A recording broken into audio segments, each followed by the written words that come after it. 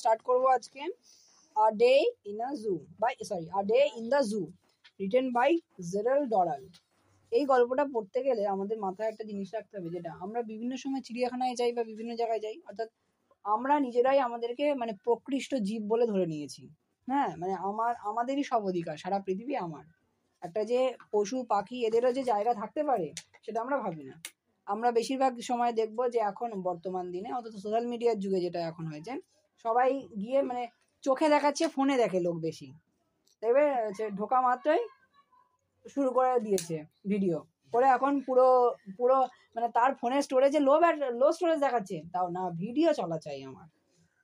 চিড়িয়াখানায় গিয়ে দেখো রয়্যাল বেঙ্গল টাইগার ঘুরছে, তা দেখা যাচ্ছে সেই রয়্যাল বেঙ্গল টাইগারের পেছনে এই দেখা একটা ঢিল ছিঁড়ে বলে দিতাম। হ্যাঁ, ও যদি একবার ফাঁকা পায় তো তাকানো বেরিয়ে যাবে। হ্যাঁ, তো যাই হোক, তাই এখানে এই যে জেরাল্ড ডরাল সম্পর্কে আমরা পড়ে জানবো যে তিনি একজন কি ছিলেন, একজন মানে একটা জুয়ের মালিকও ছিল এবং সেই সুযোগে তার কর্মীও ছিল। ফলে ধরো তোমার যদি ভিক্টোরিয়া বা কোনো একটা ঘোরার জায়গা বা দার্জিলিংয়ে ধরো বাড়ি হয়, আমার বা তোমাদের দার্জিলিং সম্পর্কে যতটা না কিউরিয়াসিটি থাকবে, সে যে আছে সে মানে যে দার্জিলিংয়ে আছে তার কিউরিয়াসিটি থাকবে না অতটা, কারণ সে তো তার ওখানেই থাকছে। ফলে তার কাছে একটা নর্মাল সাধারণ ব্যাপার। তো এখানেও সেরকম যে একজন জু কর্মী হিসেবে বা জু মালিক হিসেবে সে পশুদের সাথে থেকে কিভাবে দেখেছে তার চোখে আমরা এটা দেখবো। ম্যানেজারি ম্যানার বলে তার একটা গ্রন্থ বা একটা বই ছিল, সেই বইয়ের থেকে কিছুটা অংশ এই আমাদের a day in the zoo হিসেবে তোলা হয়েছে। It is one thing to visit a zoo as an ordinary member of the public. বলছে জনগণের মতো সাধারণ জুতে বা চিড়িয়াখানাতে ঘুরতে যাওয়া এটা এক জিনিস, and it is quite another thing to own a zoo and live in it. এবং এবং এই বিষয়টা অন্যরকম যে একটা চিড়িয়াখানার মালিক হওয়া এবং সেখানে কর্মী হিসেবে বা সেখানে বাস করা, এটা একটা অন্য জিনিস। It certainly enables you to rush out at any hour of the day or night to observe the animals. এবং এটার ফলে অর্থাৎ এটা নিশ্চিতভাবে অর্থাৎ ওই কেউ যদি চিড়িয়াখানার মালিক এবং সেখানে বাস করে, তাহলে তাকে এটা নিশ্চিতভাবে এনেবেল করে অর্থাৎ সক্ষম করে যে কোনো সময় অর্থাৎ দিনের যে কোনো সময়, সেটা দিন হোক বা রাত হোক, দিনের যে কোনো সময় ছুটে সেই প্রাণীদের প্রত্যক্ষ করার বা তাদের দেখাশোনা করার। It also means you are on duty 24 hours a day. অর্থাৎ এটার মানে দাঁড়ায় যে অন্যটা মানে দাঁড়ায় সেটা হচ্ছে তুমি বা তোমার এই কাজের যে দায়ভার সেটা 24 ঘন্টাই বর্তায়। The average zoo day begins just before dawn. অর্থাৎ অন্যান্য গড়পড়তার চিড়িয়াখানার দিন শুরু হয় ঠিক ভোর হওয়ার আগে। The sky will be slightly tinged with yellow when you are awakened by the bird song. অর্থাৎ আকাশ একটু হলদে আবহাওয়া অর্থাৎ সূর্যোদয়ের সময় হওয়ার সময় যে একটা আভা থাকে, সেই স্লাইটলি অর্থাৎ ক্ষীণভাবে রঙিন হয়েছে কিসের দ্বারা, হচ্ছে হলুদ আলো দ্বারা অর্থাৎ সূর্যের আলো দ্বারা। ঠিক সেই সময় তোমার পাখিদের গুঞ্জন বা পাখিদের গানে তোমার ঘুম ভেঙে যাবে। You can hear a robin singing. তুমি শুনতে পাবে দোয়েল ডাকছে। You hear the rich fruity, slightly hoarse cries of the turacos and a joyful blackbird. অর্থাৎ তুমি শুনতে পাবে একটি গম্ভীর মধুর এবং একটু একটু কর্কশ আওয়াজ কার টুরাকোস পাখির, অ্যান্ড আ জয়ফুল ব্ল্যাকবার্ড এবং একটি আনন্দমুখর ব্ল্যাকবার্ড পাখির। As the last of his songs dies, the white-headed thrush burst into a excited cry. এবং যেই তার মানে এই সমস্ত গান শেষ হয়ে যাবে, তখনই একটি সাদা মাথার ট্রাস পাখি ফেটে পড়বে একটা উত্তেজনার চিৎকারে। Looking out into the courtyard on the velvet green lawns, you can see an earnest group of peahens searching the dewy grass. অর্থাৎ এর পরবর্তী সময় তুমি যখন বারান্দা বা সামনের যে উঠোনের দিকে তাকাবে, সেখানে দেখতে পাবে মখমলে সবুজ লনের ওপর একটা মানে একদল পিহেন্স অর্থাৎ ময়ূরী সেই শিশির জমা ঘাসের মধ্যে কি যেন খুঁজছে। আ মেল পিহেন ইজ ডান্সিং। হ্যাঁ, একটা পুরুষ পিহেন বা ময়ূর সে কিনা নাচছে।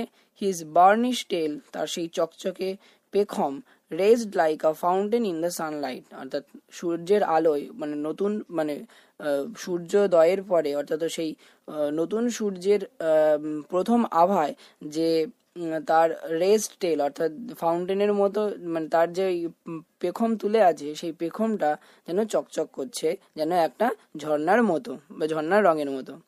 At 8 o'clock, the zoo staff arrives.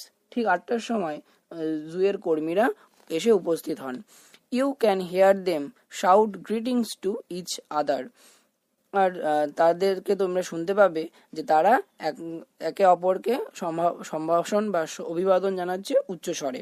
Sounds made by their buckets and bushes are heard brushes are heard, অর্থাৎ তারা যে সমস্ত কাজবাজ করবে তার জন্য ওই তাদের বালতি এবং তাদের যে ব্রাশ এইসবের আওয়াজ শোনা যায়।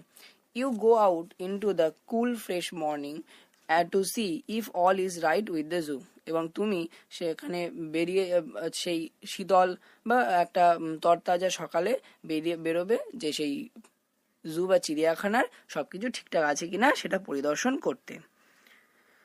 The monkeys and the other mammals live in a long 2 stories granite house. অর্থাৎ সেই মানে মাঙ্কি, বানর এবং অন্যান্য স্তন্যপায়ী জীবেরা কোথায় না একটি লম্বা দুতলার একটি গ্রানাইট বাড়িতে বা একটা বিল্ডিং এ থাকে, গ্রানাইট দিয়ে তৈরি।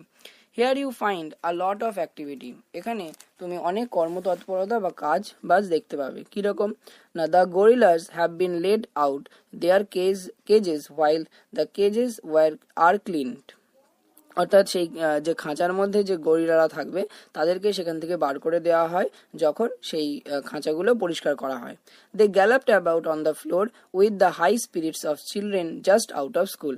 অর্থাৎ তাদেরকে যখন সেখান থেকে বার করে দেওয়া হয় বা বার করে দিয়ে পরিষ্কার করা হয়, তারা এমনভাবে ছোটাছুটি বা লাফালাফি করে যেমন সদ্য স্কুল ছুটি হওয়া বাচ্চা শিশুরা যতটা উত্তেজনায় বা যে উচ্চ কি বলবো মনোভাব নিয়ে ছোটাছুটি করে বা মুক্ত মন নিয়ে ছোটাছুটি করে সেরকম।